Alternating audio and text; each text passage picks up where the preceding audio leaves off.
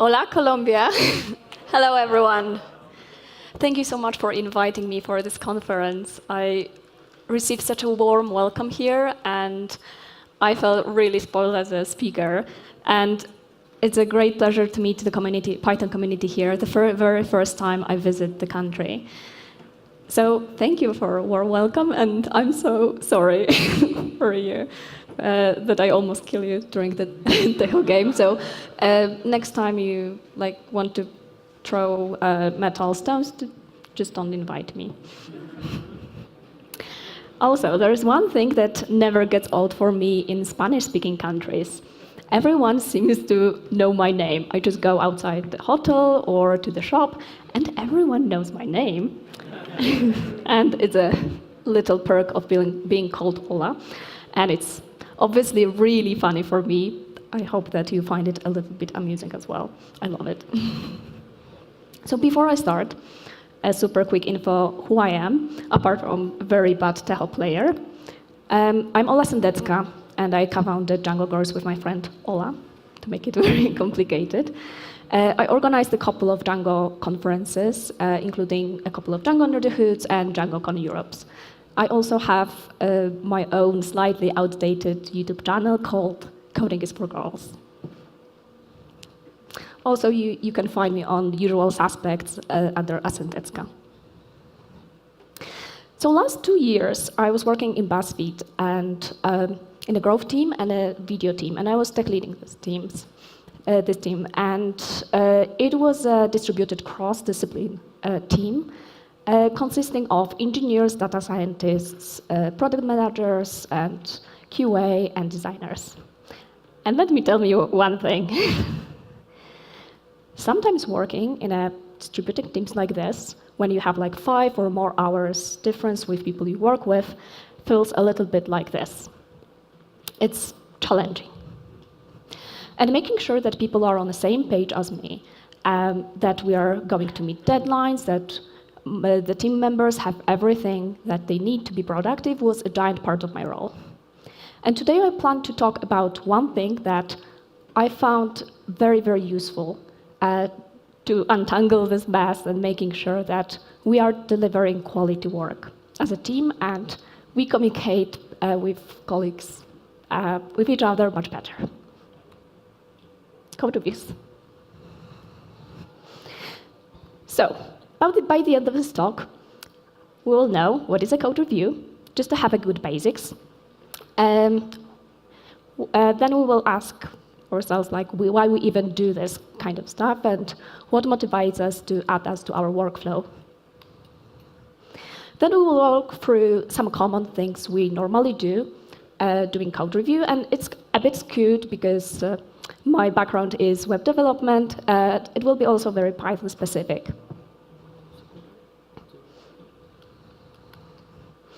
And then my favorite point is how wrong we are about code reviews and what we can do about this. And finally, we will cover some of the ways we can make sure that we get most of the code reviews. Okay, so let's dive in because my talk is kind of long, so hopefully nobody will die of boredom. So there are 2 types of code reviews. First one, it's called formal code review or Fagan code review, and was introduced in 1970s. And was very, very heavyweight process and very formal. And even though it was quite successful in finding defects, it was too time-consuming, and it was dropped.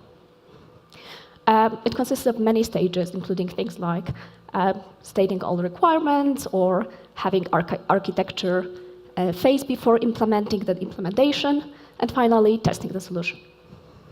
The second type that grew out of the frustration of how heavyweight process it was is much more lightweight, and scientific papers call it modern code review and define it as a process that takes an input, original source code, and outputs accepted source code.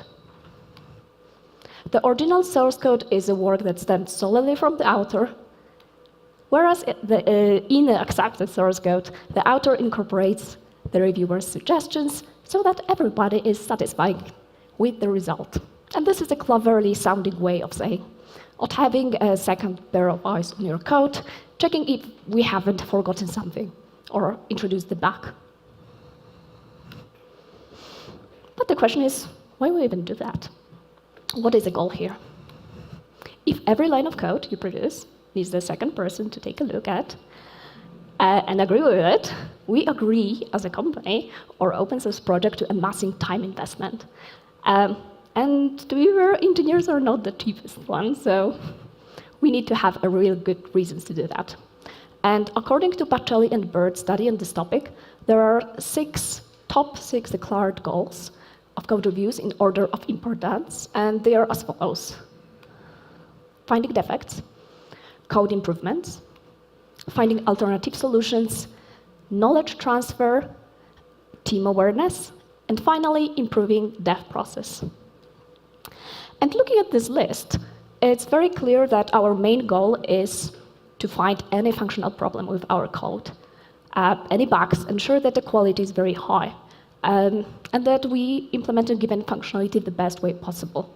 And that really matches my intuition about code review and the hopes I have about it. And I'm sure that many of you agree with this list of expectations. So as we already know why we do that, why we introduce code review in our workflow, let's take a look what kind of areas people like to look at when performing code reviews. And as I mentioned, it won't be exhaustive. It's Python specific, sometimes a little web specific, so yeah, you can find missing bits. But that's okay, because it gives us at least some idea what we are looking at and what we are dealing with when every time somebody is sending pull request our way. First category is something that I call code hygiene. And this category contains anything around how the code looks like and how it's structured. So starting from how it's formatted and if it passes linting.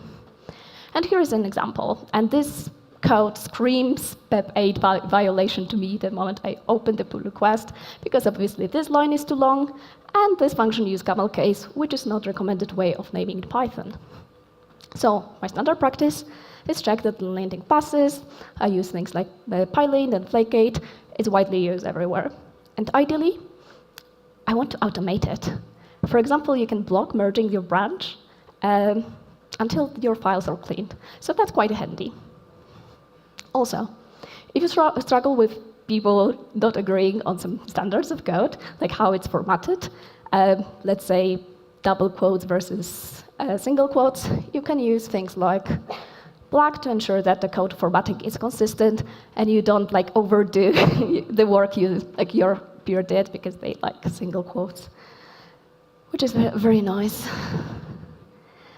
Then another question around code hygiene I ask myself is it clear that given function, method, or class is doing? And I bet many of you saw in their career code that tries to do too many things at the same time. And if it's coupled with bad naming, because if we try to do too many things at the same time, it's really, really hard to find a good name, it will cause headaches in the future, and when someone will try to use the function we just written. And I have some example that I see, recently in the code. There was the code that was not only making request to API, also extracting results and cleaning them, then building attachments to the result, and then setting them up objects. Try to name it. I struggle. I just recommend it to split it into smaller pieces. So that's why, as I mentioned, let's make sure that function or method has one responsibility. And if the code can be split into smaller, more readable, and also easier to test steps. And the last, but by no least thing, in this code hygiene category, is checking if we are the reviewed code has no unexpected side effect. And you can like really shoot yourself in the foot. And like I invented like really easy example to follow, but sometimes they are very, very hard to spot. So imagine a function called get last element that returns last element of the queue, but also removes it. Imagine then someone is looking at this name of the function and like assuming, okay, I just see what is the last element. Not being aware that they modify the structure itself. Not the best place to be in, I guess. Some editors can help you with this category of things. You can automate a lot of things like linting, formatting, and there are editors that does that for you or suggest if your code is too complicated. However, as you probably can't force everyone in your team to use the same editors, I wouldn't rely on that, so put in place these extra checks. And then let's move to the next category of issues during code review. And I call it edge cases and broken logic. And I think like finding issues in this category feels very good for a reviewer, because we just prevent an error to happen on production. And we feel like our mission is fulfilled. And first thing, obviously, is checking all conditions, everything that has if, for, while loop, date time. I take extra time to think about edge cases and all implications in the code. And what makes me happy as a reviewer is seeing these edge cases being covered with tests. So let's take with examples and why anything, especially with like dates, makes me extra vigilant. So let's say we have this kind of code to review, a function that decides if the post can be published or not, or like displayed or not. I see dates, I see conditions, so I'm really careful right now and like, let's discover if it's broken or not, and it is indeed. Because if the post was supposed to be published today, so 10th of February, and published start date would be 10th of February as well, we will have a problem here. Because the condition is broken here, and result is false instead of what we expect. And we can easily fix that using greater and equal sign. And this is extremely easy to find example. And there are times in your code that it's really hard to reason about this kind of things. That's why tests are your best friends, and you should require this for edge cases. Another thing to pay attention to is checking Python gotchas. And believe me, you want to do that, and I learned that very, very hard way. More than a year ago, my team was building a video page for a BuzzFeed website. And one of the things we wanted to have was a section with suggestions that was suggesting next video under the currently played video called Watch Next. And we had an internal API that was returning this information for us, like recommendation of the videos. So it was kind of easy to build a component. Everything seemed fine. We tested on stage. QA team was happy. So we happily deployed.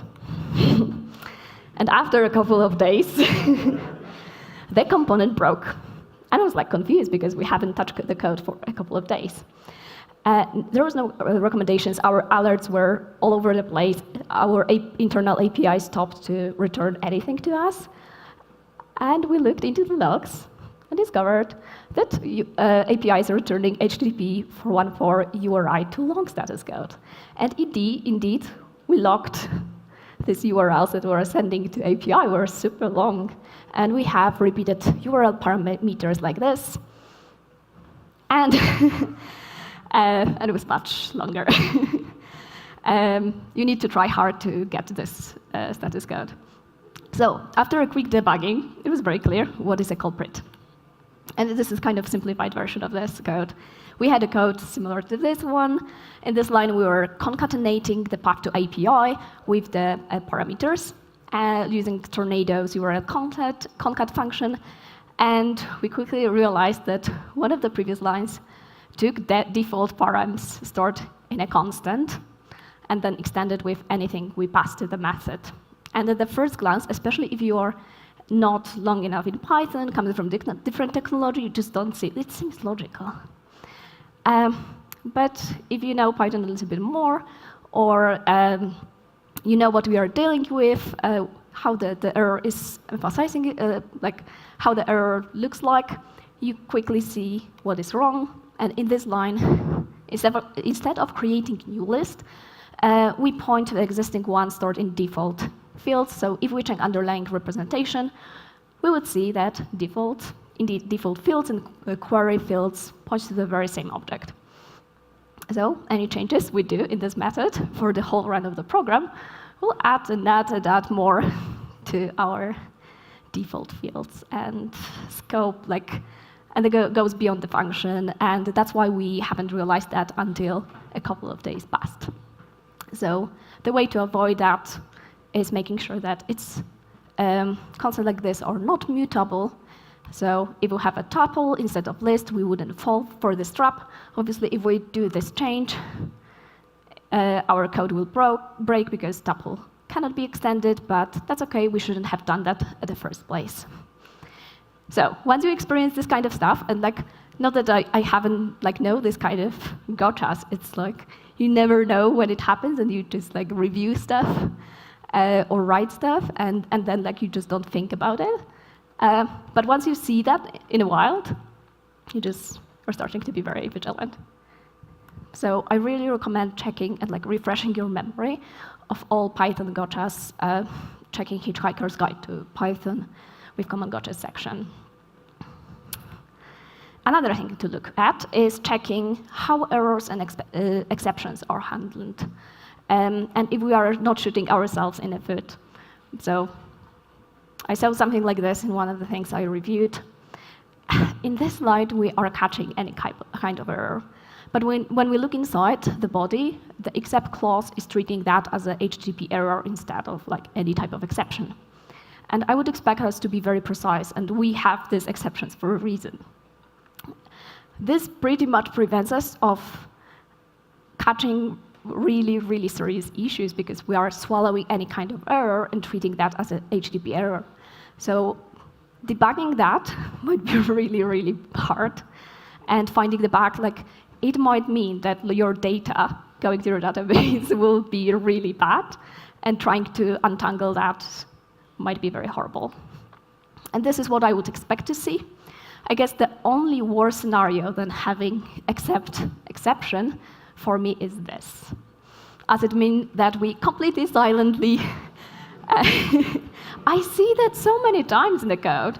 So this is really horrible because you allow yourself to do anything. It's just this program just needs to run indefinitely. I just don't care. Everything can blow up. So yeah, I guess exception could be acceptable for me only in one scenario, when we have something like this. So inside we have logging. We are very, very deliberate about using this, and we have alert in place. So if something is crucial enough for us to say whatever happens, we want to run because somebody will die, then I would make sure that logging and alerts are in place. So if anything happens, I'm notified. I can fix that, but I'm not say I don't care. Okay, so let's move to the last point of this category. And it might be a bit controversial, so I don't expect you to agree with me at all. While loops. So if I see while loop, I ask myself, is there a reason to use while loop instead of for? Is there a way to make a for loop that makes sense? And why? I saw too many times when people are adding while loops, and in some scenarios, there is no stop condition, or there is a beautiful stop condition right now, but then somebody is changing the code, some underlying function, and it breaks. And you're in this infinite loop, and you're really in a very bad place, especially in an application that deals with money. You just don't want to do this. And here is an example of the code base from my husband's company. And that was dealing with money, really. So basically, code tries to find next working day to send you money, and you want to do that as soon as possible to your bank account. So it starts from today, and if it's not a working day, increments current day. And it sounds like a very reasonable thing to do using while loop here. However, imagine that this bit of code changes in a future, and there is a specific situation where it always results in false. Then you're just in an infinite loop, very happily doing things. Maybe you won't notice that for a very long time. If somebody is waiting for the money to appear on their bank account, they're not very happy clients. So there is a way to change this. Like, it feels like it's a good way of using while loop. But there is also a good way to do that with for loop. You could safely assume that there is at least one working day in a month, at least in most countries, and you can limit that. So you know that in the worst scenario, you will go 31 times in this loop, and you can put some alerts in place. So if you went through the loop and haven't found working day, something is very wrong. So now, even though it feels less intuitive, it's much harder to break. So take time and think if there is a good way to change your loops into for loops. And that pretty much covers this category of things. And we move to the last one that I call playfully future self will thank me, because it deals with everything that makes my life easier and deals with the future. First on this list is that every line of code is used. Every line of code is something that you need to maintain, test, care about.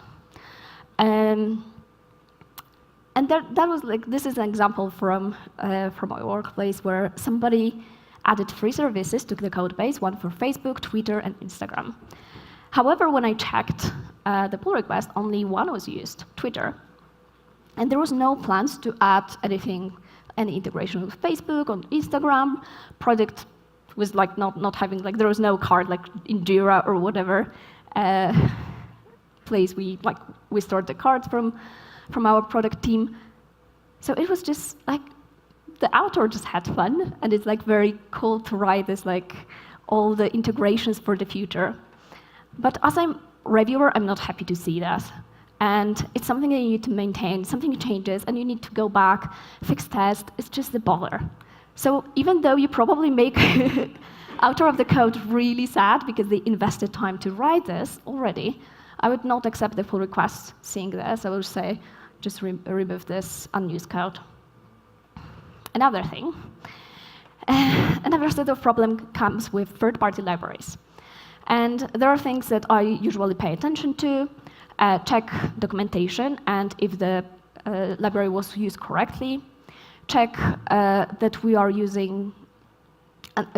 not using the library that does very similar thing already in code base, because it's good to be consistent, not depending on a lot of things out there. And if the library you want to use has something extra, or it's much better than the other one, maybe just discuss with your team if you can replace that, or from now on just use this one. Another important thing, I always check license, and it's super important. Most of the time, people are reasonable, but sometimes it's just the author won't check that, and it's much better because, let's say, the library has GPL license. Sorry, I cannot pronounce. It must be Tejo. And GPL is infectious. So that means if you do commercial use software, you need to use GPL as well. On the other hand, MIT license is perfectly OK. So it's very, very good practice to just make sure that we use good libraries with good license, because it's not a good thing to do, invest time in something that you cannot ship because of the legal reasons. And finally, is it actively maintained? If nothing happened in the last couple of months or a year, are you willing to invest your time to maintain this library? Or is your employer willing to pay somebody to do that? Otherwise, it will start to be declined, and you will need to change that anyway. OK, let's go to the category. So another thing is performance of the code. And that's very, very broad topic. And not always easy to spot at times, and relies on what we are trying to build. It's still very crucial. And in a web world, it made might mean like your request will be handled or timeout. So it's a big deal. So it's a good exercise to take a look and like measure time, make sure that you know what's going on, what is the bottleneck. However, there are instances where people try to optimize too quickly and making it super complicated with various levels of abstractions without really good reason to do that. So, and I'm not very happy to see that as a reviewer either. So I always pay attention to this and check if optimization is not hurting code readability. And you can argue that making something like 5% faster is always better, but you need to be aware of the trade-off. So if you try to optimize something that performs fine, and this optimization drastically lowers the code readability, that means that you might steal this time from your colleagues who will come after you, will have no idea what you did, especially if you haven't documented that properly. Or maybe they introduce some unintentional bugs. So it's good to think about performance and also the trade-off and balance that towards readability. Another broad topic, security. And it means something different depending on your project, your writing, who are your users, is it internet, and so on and so on. It requires you and your team to be aware of this, like security topics.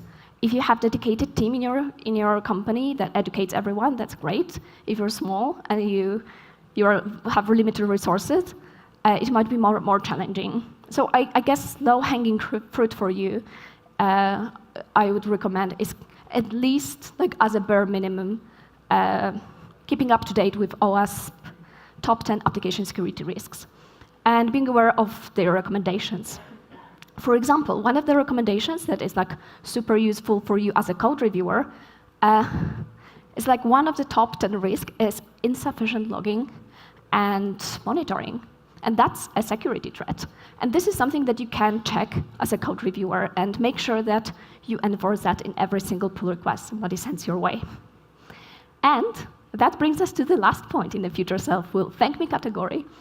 What is missing in a given pull request? And my list of questions I ask myself when looking for these missing elements as follows. And this is web skewed.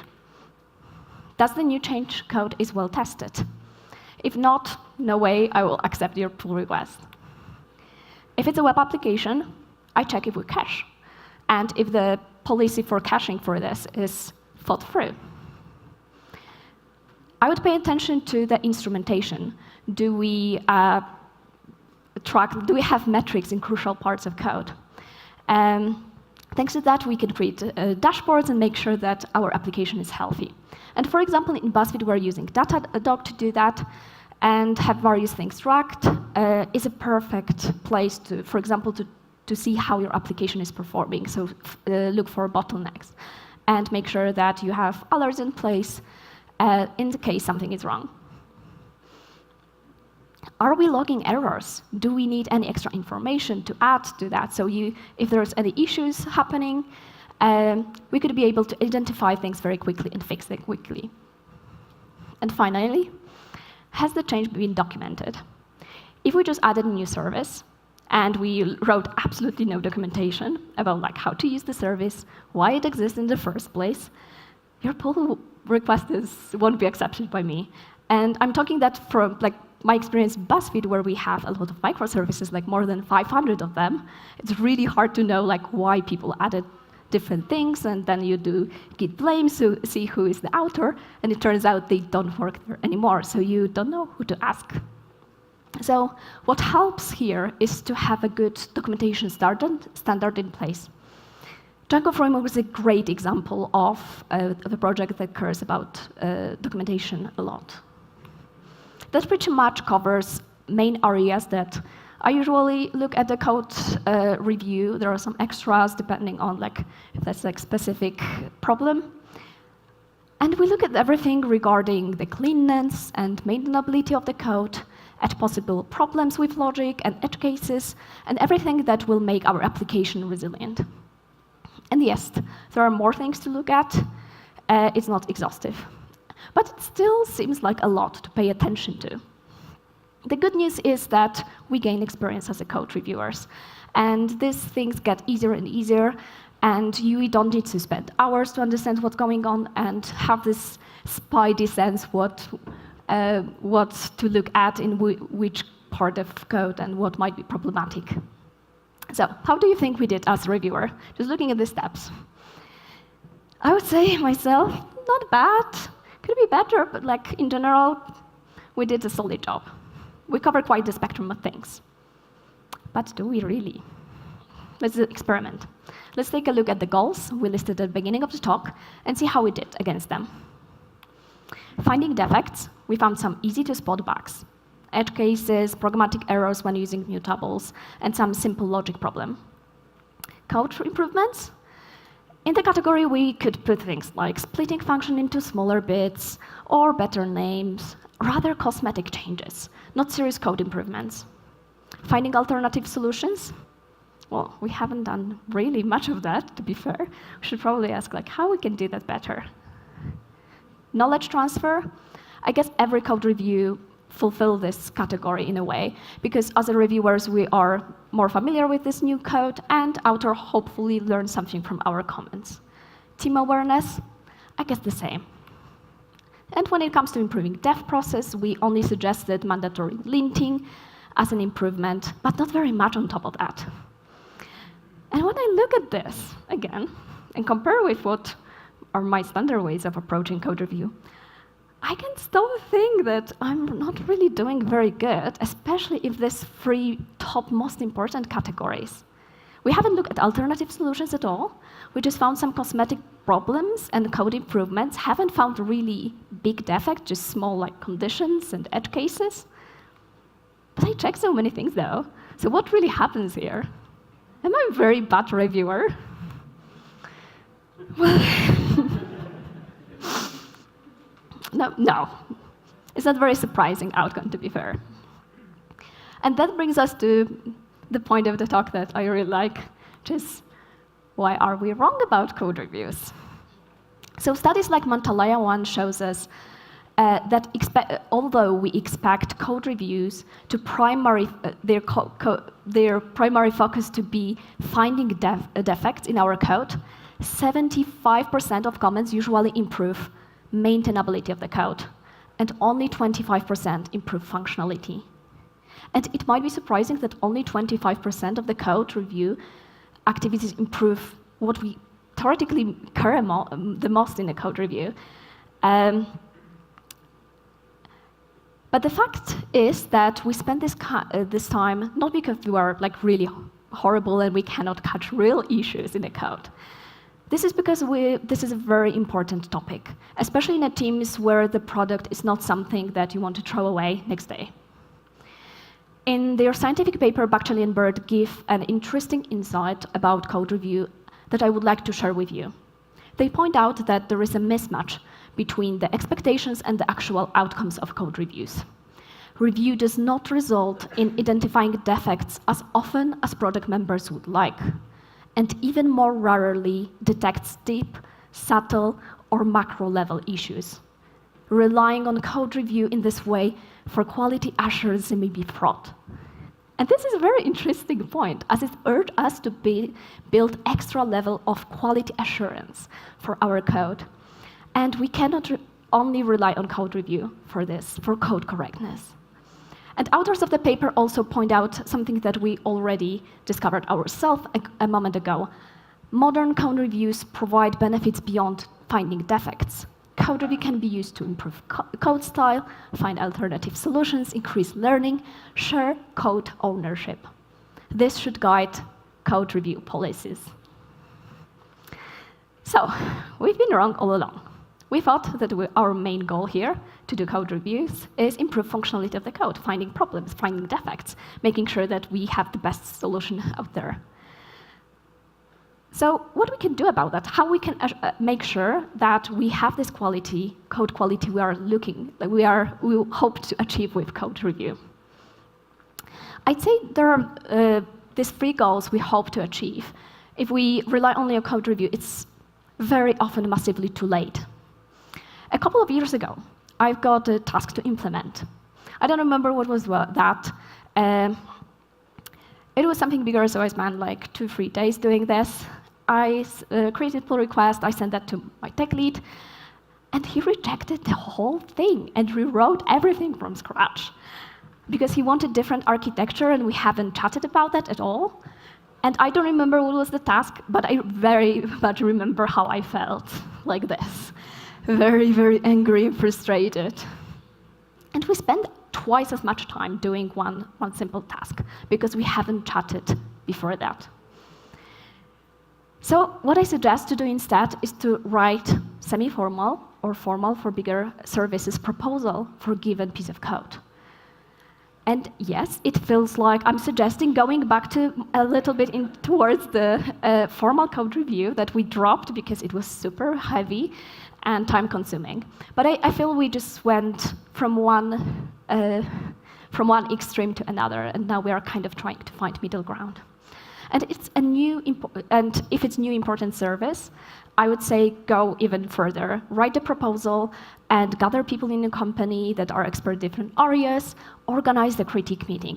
Try to find any weak points, any issues before you start, any security threats. This is a great way to ensure that even before you start to write the code, you do the best you can, you as a company can do. And that was a standard practice in BuzzFeed, and preventing a lot of unnecessary and broken code to be written at the first place.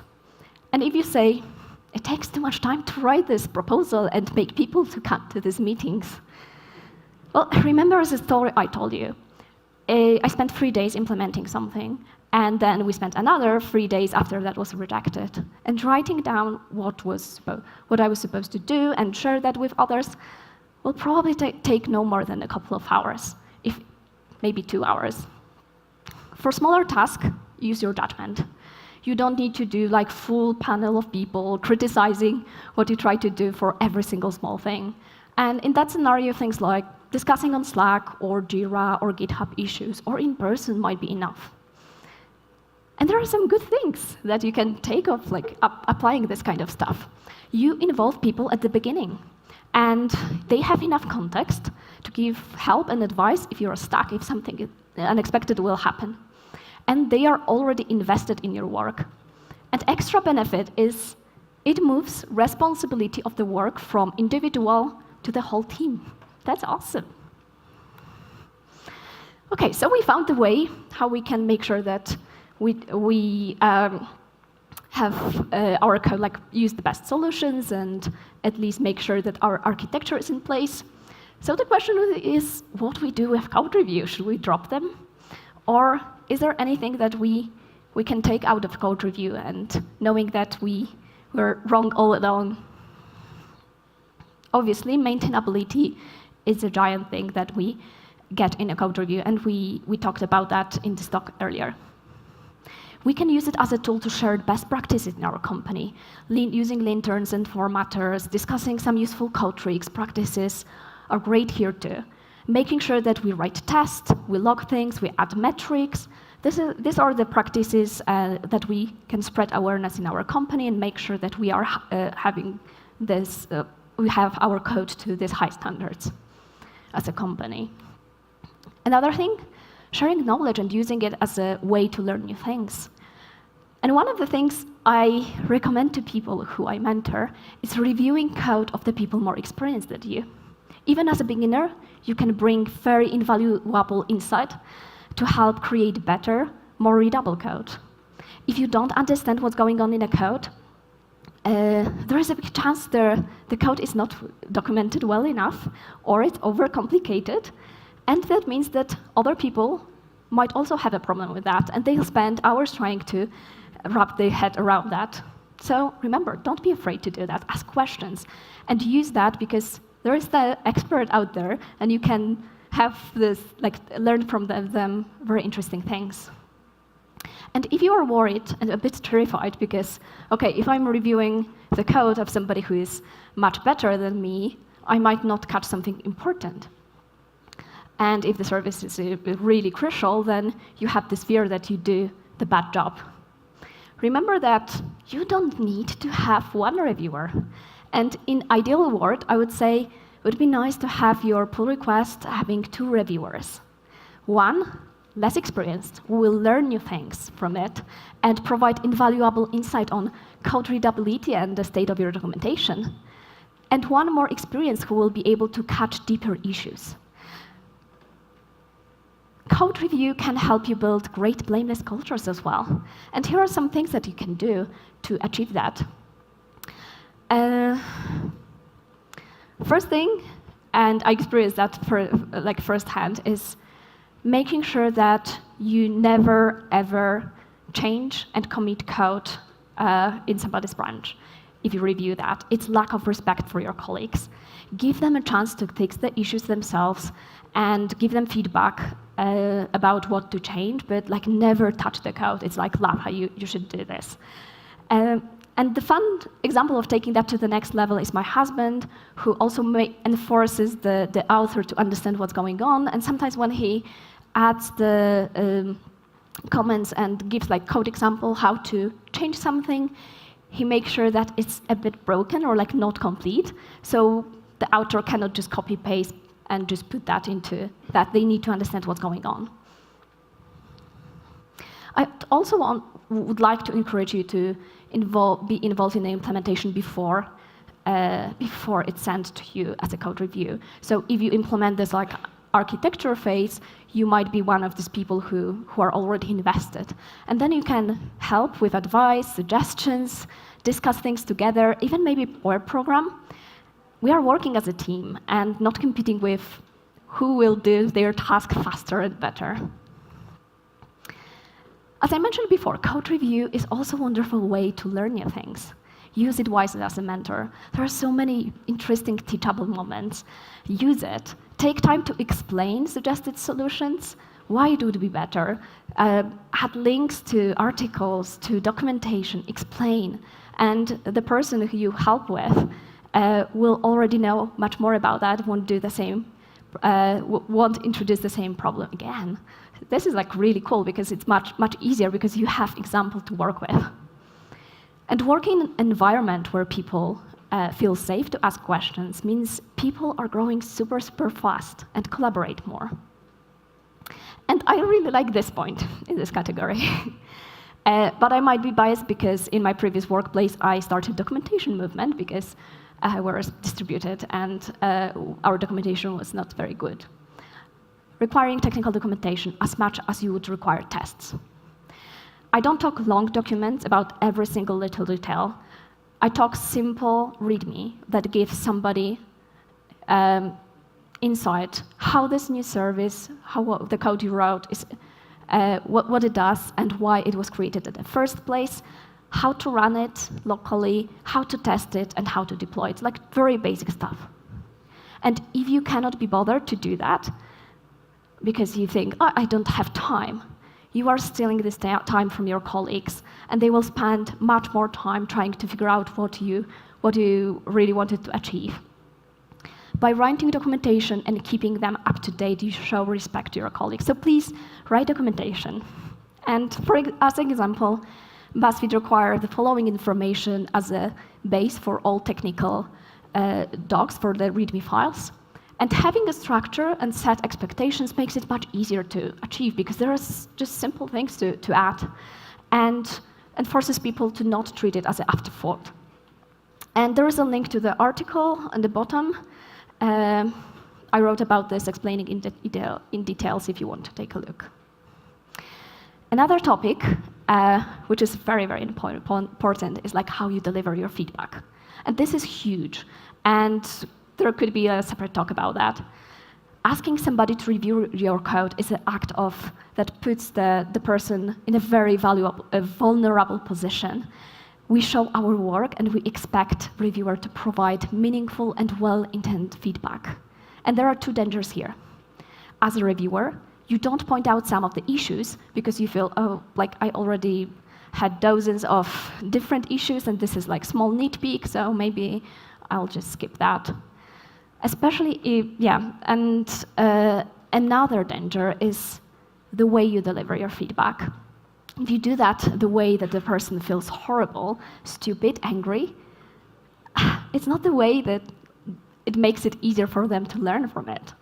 And both scenarios are equally harmful. If you are more like me and you represent the first category of reviewers, you are actually jeopardizing person's growth. Critical feedback is crucial for people to learn and gain experience. So by giving them candid feedback, you show them respect as a colleague. If you struggle with this, I really recommend Radical Candor book by Kim Scott. It helps to understand what is the most kind thing you can do as a colleague and how providing critical feedback is essential. Second scenario is bad as well. With wrong way of delivering feedback, you can make your colleagues feel frustrated, anxious, disappointed, afraid to ask further questions, or even angry. And code review should not be a cause of these negative emotions. Its goal is to work together as a team and build the best product possible and learn from each other. So always be respectful and careful when choosing words. If you are unsure how to do that, how to deliver feedback in a way that the person won't treat it as a personal attack on them, I really recommend Nonviolent Documentation by Marshall Rosenberg. It was like game changer for me. It gives a great framework to start with. You can start working and like grow your communication skills. And I have one additional tip. Use emojis in comments. I really like that. like the time I spend sometimes just choosing the right emoji and my looks good to me in code review is just ridiculous, but I love that. It could be a wonderful team activity, and you can express also your intent much better with emojis. So yeah, please do that. I already did added the crab or pumpkin, and if you do very weird ones, people start to think why you added crab or lobster? And final bits is preventing knowledge silos and encouraging shared ownership and responsibility. And there is, of course, you might be very worried because there are some crucial services in your code base, and if somebody who does not know the code base is reviewing that or contributes, it might cause, and it's broken, then it hurts your company or the project. But there are the ways to still be open for everyone to contribute. And for example, GitHub allows you to have code owners, which means that at least one person from specified, let's say, expert in a given service or project needs to review that before it might be merged. And this kind of approach also happens in open source because everyone is welcome to contribute, but only some people have commit access and do the final check. But everyone is welcome. So, in my career, I experienced various ways of handling code review. From no code review at all, through selective code review without providing candid feedback about your code, to fairly well-working code review. I quickly discovered that the code review can be incredibly beneficial for your team, and its benefits goes beyond just this single pull request. As code review is such a widely used tool in many companies, in many open source projects right now, it's very surprising that there is such a massive disparity between what we think code review goals are and what they actually help us with, mainly. However, if we realize and understand this disparity, we will be able to build stronger teams, make sure that we are able to have the quality we are looking for in our code by things like architecture proposals, critic meetings, and other things like this, even before the implementation process is started. But also by using code review to maximize benefits around team and community building, communication, sharing knowledge, maintainability of the code, and code ownership. Code review is an art that we practice every day. I want to encourage you to always seek of the better ways to do your code reviews, improve this quality, add new things to your toolbelt, learn better ways of delivering feedback, communicate that as reviewer, respect author of the code, and make sure you reward their vulnerability by providing a useful and a meaningful feedback. And most importantly, remember, code review is not a competition. Who is smarter or right? You work as a team. And only when you treat code review as a non-zero-sum game, you will be able to create a culture where people can excel. So, what are your favorite things you are looking when doing code review? Thank you.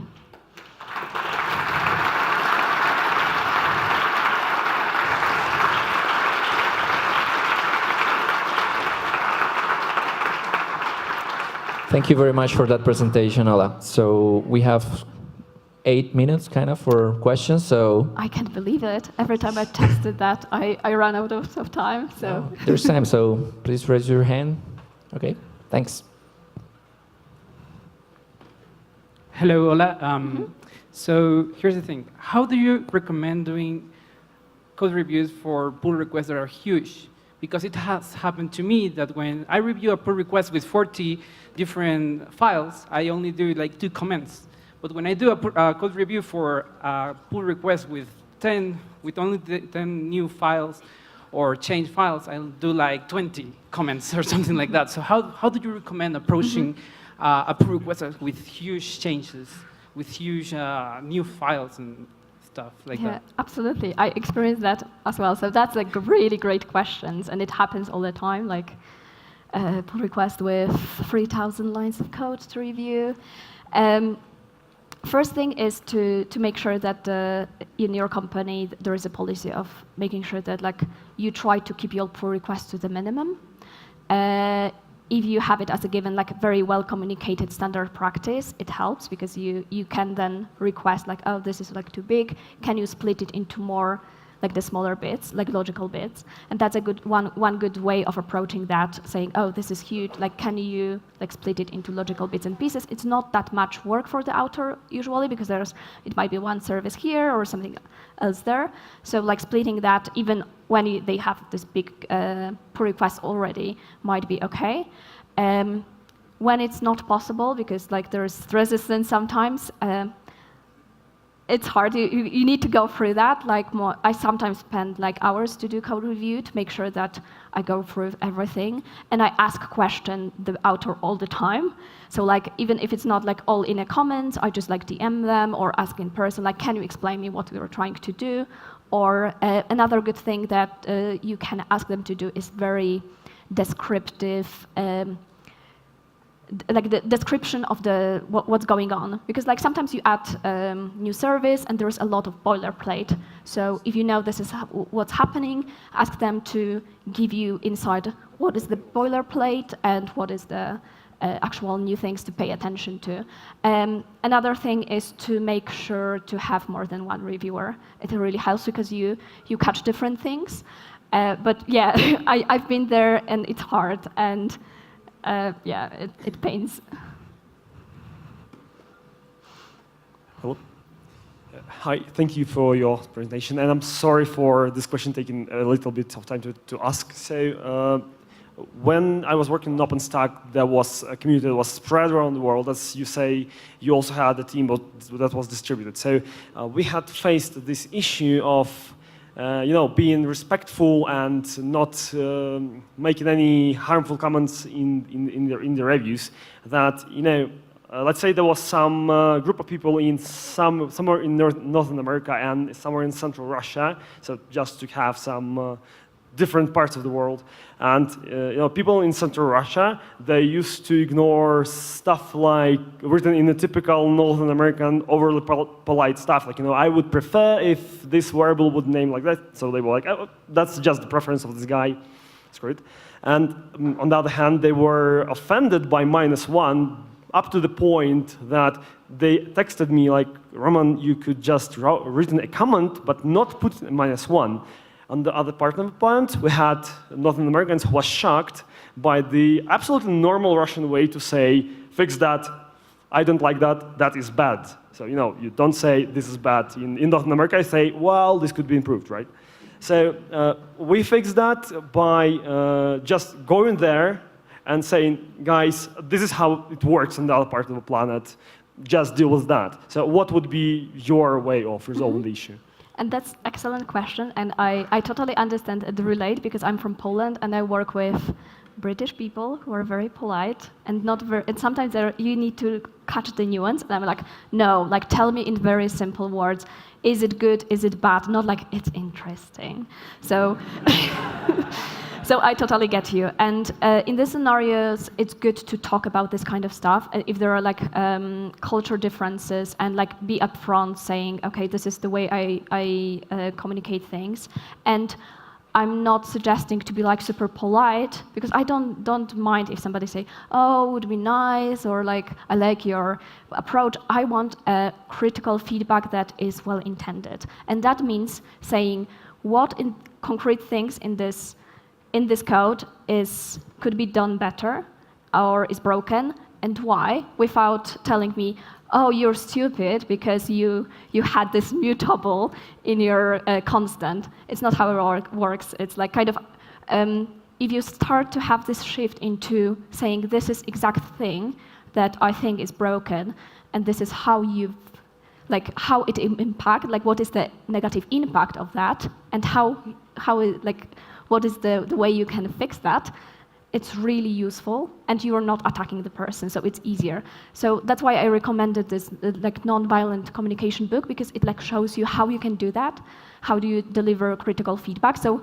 one of the things you can do is like have obligatory workshops on that, and I know like non-violent communication people are doing this kind of workshop, so that would be one thing.